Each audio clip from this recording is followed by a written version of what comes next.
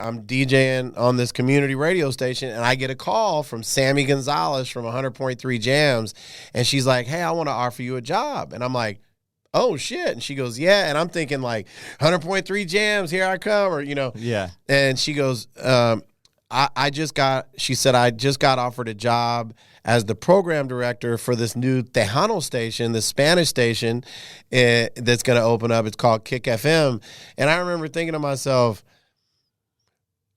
how does she see me fitting in the mix of this? Right. Mix like, why of this, am I no pun intended. Called? Yeah. But she knew that I also knew how to mix Spanish, and I think she knew she liked the fact that I was taking a hip hop element and applying it to Spanish music. Right. Which back then that wasn't going on a lot. You didn't have DJs that were mixing and blending Tejano music and salsa, merengue. I learned a lot of that from a dude that I mentioned earlier, Mean Mouty, who was a big Spanish DJ in Dallas.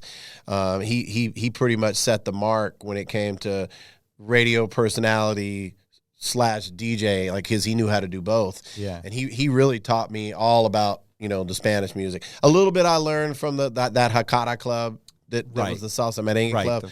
But moving on, learned a lot from Mouty. And so she knew that I knew how to mix Spanish music, and I because she would hear us do that on the community station. Yeah. So and something clicked in her head one day. I don't know if she heard from somebody that I'd be somebody that would be good, but she said, I want to offer you a job as a personality, and I want you to do your mixes, your Spanish mixes. And I'm like, oh. And I said, okay. I said, but my Spanish ain't really, as long as I don't have to interview anybody, I think I'll be good. She goes, no. She goes, do you know how to at least introduce the songs? And I'm like, oh yeah, I actually read Spanish better than I speak it. Okay. And which is, I know it's weird.